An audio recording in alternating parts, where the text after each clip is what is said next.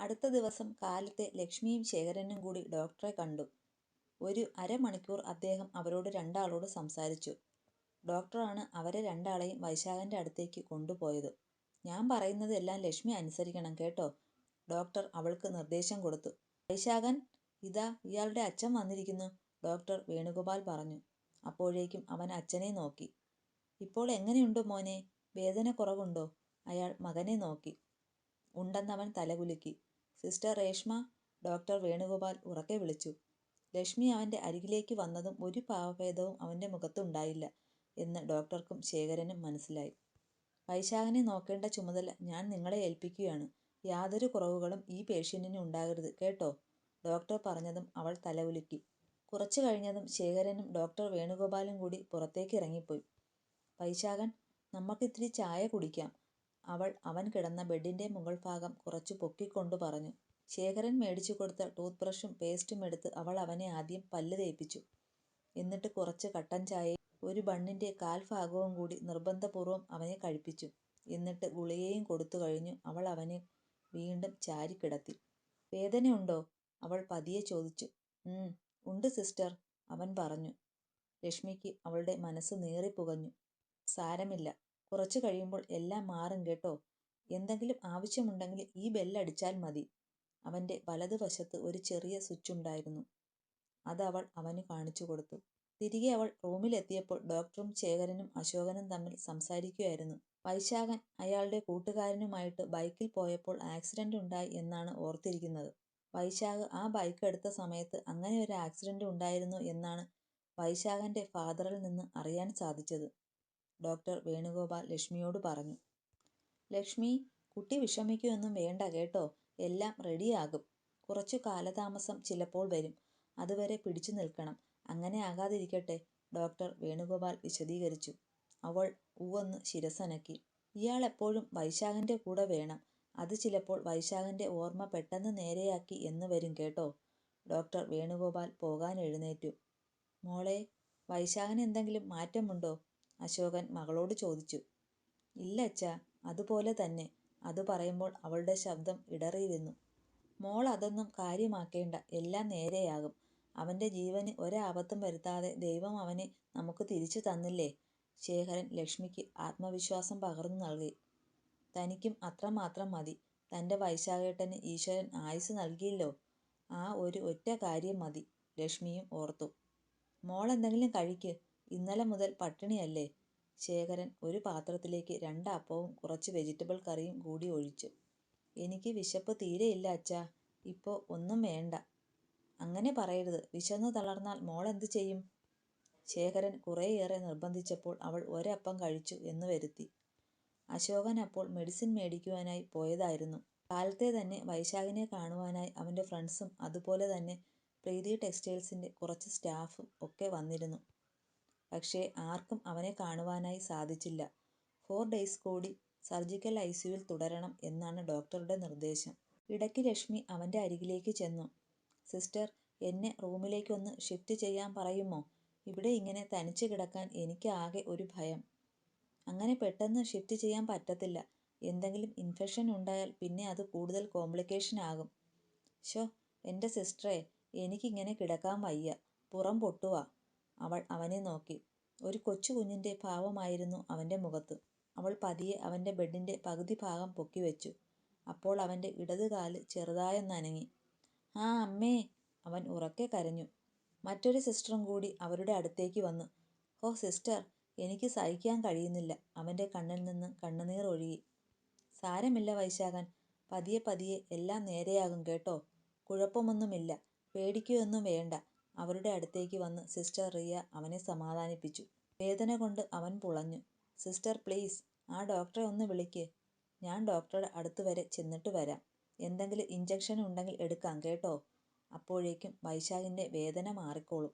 അവൻ നോക്കിയപ്പോൾ ലക്ഷ്മിയും കരയുകയാണ്. അപ്പോഴേക്കും ഡോക്ടറും വന്നു. അയാൾ കുറിച്ചു കൊടുത്ത ഇഞ്ചക്ഷനുമായിട്ട് അപ്പോഴേക്കും സിസ്റ്റർ റിയ വന്നു. ഇഞ്ചക്ഷൻ എടുത്തു കഴിഞ്ഞതും അവൻ മയങ്ങി. സുമിത്രയും വീണയും കൂടി വന്നപ്പോൾ അവൻ ഉറങ്ങുകയായിരുന്നു. മോളെ, സുമിത്ര അവളെ ചേർത്ത് പിടിച്ചു. ഏട്ടത്തി, ഏട്ടൻ എന്തെങ്കിലും മാറ്റമുണ്ടോ? ഇല്ലെന്നവൾ ചുമല് കൂപ്പിച്ചു. ശരിയാകും കേട്ടോ, ഒന്നും പേടിക്കേണ്ട. ഇങ്ങനെ പല കേസുകൾ ഇവിടെ ഉണ്ടായിട്ടുണ്ട്. ഏറിയാൽ 1 മാസം. അതിനു മുമ്പ് എല്ലാം റെഡിയാകും. ചിലർക്കൊക്കെ ഇവിടുന്ന് ഡിസ്ചാർജ് ആയി പോകുമ്പോൾ എല്ലാം ഓക്കെ ആയിട്ടുണ്ട്. സിസ്റ്റർ റിയ പറഞ്ഞു. ഒരുപാട് സമയം ഇവിടെ നിൽക്കേണ്ട, ഡോക്ടർ വഴക്കു പറയും. ലക്ഷ്മി സുമിത്രയോടും വീണയോടും പറഞ്ഞപ്പോൾ അവർ അവിടെ നിന്ന് ലക്ഷ്മിയോട് യാത്ര പറഞ്ഞു പോയി. അമ്മയും നാത്തൂനുമാണോ അത്? സിസ്റ്റർ റിയ അവളെ നോക്കി. അതെ, ഏട്ടന് 3 സഹോദരിമാരുണ്ട്. വിവാഹം കഴിഞ്ഞിട്ട് എത്ര നാളായി? 2 വീക്സ് കഴിഞ്ഞതേയുള്ളൂ. അത് പറയുമ്പോൾ സിസ്റ്റർ റിയ അവളെ വേദനയോടെ നോക്കി. വൈശാഖേട്ടന് എന്നെ ഓർമ്മ വരുമോ സിസ്റ്റർ? അതോ എല്ലാവരും കൂടി എന്നെ പറഞ്ഞു പറ്റിക്കുകയാണോ? അത് ചോദിച്ചപ്പോഴേക്കും അവൾ പൊട്ടിക്കരഞ്ഞു. എന്താ കുട്ടി ഇത്? കണ്ണ് തുടയ്ക്ക്. വൈശാഖൻ ഉണർന്നാൽ. അവൾ വേഗം കണ്ണീറൊപ്പി. ഉച്ചയായപ്പോൾ വൈശാഖനുള്ള പൊടിയരിക്കഞ്ഞിയുമായിട്ട് ഒരു സ്റ്റാഫ് വന്നു. ലക്ഷ്മിയും സിസ്റ്റർ റിയയും കൂടി അവനെ മെല്ലെ എഴുന്നേൽപ്പിച്ചു. ലക്ഷ്മിയോട് അവന് ഭക്ഷണം കൊടുക്കുവാൻ പറഞ്ഞിട്ട് സിസ്റ്റർ റിയ പുറത്തേക്ക് പോയി. അവൾ ഒരു സ്പൂണിൽ അല്പാൽപമായി കഞ്ഞി കോരി അവന് കൊടുത്തു. 2-3 സ്പൂൺ കഞ്ഞി കുടിച്ചു. അപ്പോഴേക്കും അവൻ മതിയെന്ന് അവളെ വിലക്കി. അതൊന്നും പറഞ്ഞാൽ പറ്റില്ല, ഇത് മുഴുവനും കുടിക്കണം. ലക്ഷ്മി അവന് വീണ്ടും കഞ്ഞി കോരിക്കൊടുത്തു. മതി സിസ്റ്റർ, എനിക്കിതൊന്നും കുടിക്കാൻ വയ്യ. വല്ലാത്ത വേദനയാണ് കാലിന്. വേദനയൊക്കെ എളുപ്പം മാറും കേട്ടോ. ഈ ഭക്ഷണം നന്നായി കഴിക്കുക. ഒരുപാട് ഗുളികകളൊക്കെ കഴിക്കുന്നതല്ലേ. അവൾ അവനെ അത് മുഴുവനും കുടിപ്പിച്ചു. ആ, വൈശാഖൻ കഞ്ഞി മുഴുവനും കുടിച്ചല്ലോ. അപ്പോഴേക്കും സിസ്റ്റർ റിയ അകത്തേക്ക് വന്നു. അവർ ഏതൊക്കെയോ മെഡിസിൻ എടുത്തുകൊണ്ട് പുറത്തേക്ക് വീണ്ടും പോയി. സിസ്റ്റർ, അവൻ വിളിച്ചപ്പോൾ ലക്ഷ്മി തിരിഞ്ഞു നോക്കി. സിസ്റ്റർ ഫുഡ് കഴിച്ചോ? അവൻ ചോദിച്ചു. ലക്ഷ്മി അവനെ തന്നെ ഒരു നിമിഷം നോക്കി. ഇല്ല, ഞാൻ കഴിച്ചോളാം കേട്ടോ, അവൾ പ്ലേറ്റ് കഴുകി വെച്ചിട്ട് പറഞ്ഞു. സിസ്റ്റർ റിയ വന്നപ്പോൾ അവൾ പുറത്തേക്ക് ഇറങ്ങിപ്പോയത്. ശ്യാമളയും അശോകനും ദീപയും എല്ലാവരും ഹോസ്പിറ്റലിൽ വന്നിരുന്നു. പക്ഷേ അവർ ആരും വൈശാഖനെ കാണുവാൻ മുതിർന്നില്ല. അശോകൻ ഇടയ്ക്കെല്ലാം ഡോക്ടറെ കയറി കാണുന്നുണ്ട്. ഏറ്റവും നല്ല ട്രീറ്റ്മെന്റാണ് വൈശാഖന് ലഭിക്കുന്നത്. കൂടാതെ സൈക്കോളജിസ്റ്റും അവനെ കാണുന്നുണ്ട്, ഡോക്ടർ വേണുഗോപാൽ അറിയിച്ചു. പാവം ലക്ഷ്മി മോൾ, അവൾ എന്തുമാത്രം വിഷമിക്കുന്നുണ്ട് ഇപ്പോൾ. ശ്യാമള കണ്ണു തുടച്ചുകൊണ്ട് അശോകനെ നോക്കി. എന്തു ചെയ്യാനാ ശ്യാമളെ, നമ്മുടെ കുഞ്ഞിനെ ദൈവം പരീക്ഷിക്കുകയാണ്. പാവം കുട്ടി. അവളുടെ നെഞ്ചു പിടഞ്ഞാണ് അവൾ അവിടെ നിൽക്കുന്നത്. വൈശാഖന് ആയുസ് കൊടുത്തല്ലോ, അതുമാത്രം മതി. ലക്ഷ്മി മോള് നിന്നോട് എന്തേലും പറഞ്ഞോ? അവൾക്ക് വല്ലാത്ത വിഷമമുണ്ട്. എല്ലാം ഉള്ളിൽ ഒതുക്കുകയാണ് അവൾ. ഇവിടേക്ക് വരാൻ ഞാൻ പറഞ്ഞതാണ്, ഒന്ന് കുളിച്ച് ഫ്രഷായിട്ട് പോകാൻ. ഒന്ന് മനസ്സ് തുറന്ന് സംസാരിക്കാൻ അവൾക്ക് പറ്റുന്നില്ല. അവനെ വിട്ടിട്ട് എങ്ങോട്ടും അവൾ പോരുകയുമില്ല. അശോകൻ കണ്ണുകൾ അടച്ച് സെറ്റിയിലേക്ക് ചാഞ്ഞു കിടന്നു. രാത്രിയും പകലും ഒരുപോലെ ശുശ്രൂഷിക്കുകയാണ് ലക്ഷ്മി തൻ്റെ പ്രിയപ്പെട്ടവനെ. രാത്രിയിൽ എല്ലാം അവന് ഭയങ്കര വേദനയായിരുന്നു. ലക്ഷ്മി ഒന്ന് കണ്ണിമയ്ക്കാതെ അവനെ പരിചരിക്കുകയാണ്. അവനെ പല്ല് തേപ്പിക്കുന്നതും ദേഹം തുടച്ചു കൊടുക്കുന്നതും എല്ലാം അവളാണ്. വേണ്ടെന്ന് പറഞ്ഞാലും നിർബന്ധിപ്പിച്ചുകൊണ്ട് അവനെ ഭക്ഷണം കഴിപ്പിക്കുകയാണ് ലക്ഷ്മി ചെയ്യുന്നത്. സിസ്റ്റർ വീട്ടിൽ പോകുന്നില്ലേ? ഇടയ്ക്ക് അവൻ ചോദിച്ചു. ഞാൻ ഹോസ്റ്റലിലാണ് നിൽക്കുന്നത് എന്നാണ് അവൾ മറുപടി പറഞ്ഞത്. സിസ്റ്ററിൻ്റെ പേരെന്താ? എൻ്റെ പേര് രേഷ്മ എന്നാണ്, ഡോക്ടർ പറഞ്ഞ പ്രകാരം അവൾ പറഞ്ഞു. 4 ദിവസം കഴിഞ്ഞപ്പോൾ വൈശാഖനെ റൂമിലേക്ക് മാറ്റി. പരസഹായമില്ലാതെ അവനൊന്നും ചെയ്യാൻ പറ്റില്ലായിരുന്നു. സുമിത്രയും വീണയും ഉണ്ണിമോളും എല്ലാവരും വലിയ സന്തോഷത്തിലാണ്. കാരണം അവരെല്ലാവരും ഇന്നാണ് വൈശാഖനെ അടുത്ത് കാണുന്നത്. അന്ന് തന്നെ അവൻ്റെ കൂട്ടുകാർ 2 പേരും വന്നിരുന്നു. കൂട്ടുകാരെയൊക്കെ കണ്ടപ്പോൾ അവന് സന്തോഷമായി. കുറേയേറെ സമയം ഇരുന്നിട്ടാണ് അവർ പോയത്. അതിനോടിടയ്ക്ക് വിഷ്ണു ആണെങ്കിൽ അവൻ്റെ മൊബൈലിൽ കിടന്ന കുറച്ച് ഫോട്ടോസൊക്കെ വൈശാഖനെ കാണിച്ചു. അതെല്ലാം വൈശാഖൻ്റെ വിവാഹത്തിന് അവർ എടുത്ത ഫോട്ടോസായിരുന്നു. പക്ഷേ അതിലൊന്നും ലക്ഷ്മിയുടെ ഫോട്ടോ ഇല്ലായിരുന്നു. വൈശാഖൻ കുറേ സമയം ആ ഫോട്ടോയിലേക്ക് കണ്ണും നട്ടിരുന്നു. ഇതെല്ലാം ഡോക്ടർ വേണുഗോപാലിൻ്റെയും സൈക്കാട്രിസ്റ്റിൻ്റെയും തന്ത്രങ്ങളായിരുന്നു. വിഷ്ണുവും അനൂപും യാത്ര പറഞ്ഞു പോയതും കുറച്ച് സമയം വൈശാഖൻ തനിച്ചായിരുന്നു റൂമിൽ. കുറച്ച് സമയം കഴിഞ്ഞതും ഡോക്ടർ വേണുഗോപാൽ അവൻ്റെ അരികിലേക്ക് വന്നു. എങ്ങനെയുണ്ട്? സുഖമായോ വൈശാഖൻ? നല്ല മാറ്റമുണ്ട് സാർ. ഞാൻ പറഞ്ഞില്ലേ ഇയാൾക്കെല്ലാം പെട്ടെന്ന് ഭേദമാകുമെന്ന്. അവൻ മൂളി. അവൻ്റെ ഓർമ്മകൾ മറ്റെവിടെയോ ആണെന്ന് ഡോക്ടർക്ക് മനസ്സിലായി. Okay, good. Get well soon Vaishakhan. Thanks a lot sir. ആ പിന്നെ, ഞാനത് മറന്നു. ഡോക്ടർ വേണുഗോപാൽ പോക്കറ്റിലേക്ക് കൈയിട്ടു. വൈശാഖൻ, ഇതാ തൻ്റെ വെഡ്ഡിംഗ് റിംഗ്. ഇത് തരുന്ന കാര്യം ഞാൻ മറന്നു. അവൻ അത് കൈനീട്ടി മേടിച്ചു. എന്നിട്ട് അതിൽ കൊത്തിവെച്ചിരുന്ന പേര് വായിച്ചു. Lakshmi. Vaishakhan, are you married? Doctor Venugopal അവനെ നോക്കി. Yes doctor. കുറച്ചു നിമിഷം കഴിഞ്ഞതും അവൻ പറഞ്ഞു. ഓക്കെ എന്ന് പറഞ്ഞുകൊണ്ട് അയാൾ പുറത്തേക്ക് പോയി. കുറച്ചു കഴിഞ്ഞതും ലക്ഷ്മി മുറിയിലേക്ക് വന്നു. എങ്ങനെയുണ്ട് ഇപ്പോൾ? റൂമിലേക്ക് മാറ്റിയപ്പോൾ ഉഷാറായോ? അവൾ അവനുള്ള ഗുളികയുമായിട്ട് അവൻ്റെ അടുത്തേക്ക് വന്നു. ഒരു ഗ്ലാസ്സിൽ അവൾ വെള്ളവും എടുത്തിരുന്നു. ഇതാ ഗുളിക കഴിക്ക്. അവൾ തൻ്റെ കയ്യിലിരുന്ന ഗുളിക അവനു നേരെ നീട്ടി. പെട്ടെന്ന് അവൻ അവളുടെ കയ്യിൽ പിടിച്ചു. ലക്ഷ്മി പകച്ചുപോയി. എന്താ? എന്തു പറ്റി? അവൾ വൈശാഖനെ നോക്കി. അവൻ്റെ കണ്ണുകൾ അപ്പോൾ നിറഞ്ഞൊഴുകിയിരുന്നു. ലക്ഷ്മി, അവൻ വിളിച്ചു. അവൻ അവളുടെ കയ്യിൽ തൻ്റെ അധരം ചേർത്ത് വെച്ചു. വൈശാഖേട്ടാ, എന്നെ എന്നെ മനസ്സിലായോ ഏട്ടാ? അവൾ വിങ്ങിക്കരഞ്ഞു. എനിക്ക് എനിക്ക് അന്ന് ഞാൻ റോഡ് ക്രോസ് ചെയ്യവേ പെട്ടെന്ന്. വേണ്ട, എൻ്റെ ഏട്ടൻ ഇപ്പോഴൊന്നും പറയണ്ട. എന്നെ ശരിക്കും മനസ്സിലായോ വൈശാഖേട്ടാ? ഡോക്ടർ. അവൾ ഡോർ തുറന്നുകൊണ്ട് വെളിയിലേക്ക് ഓടി. ഡോക്ടർ വേണുഗോപാലിന്റെ ക്യാബിനിൽ ചെന്നതും ശേഖരനും അശോകനും അവിടെ ഉണ്ടായിരുന്നു. ഡോക്ടർ, ഒന്ന് വരുമോ? വൈശാഖേട്ടൻ എന്നെ എന്നെ ലക്ഷ്മി എന്ന് വിളിച്ചു. അത് പറയുമ്പോൾ അവൾ വിറയ്ക്കുന്നുണ്ടായിരുന്നു.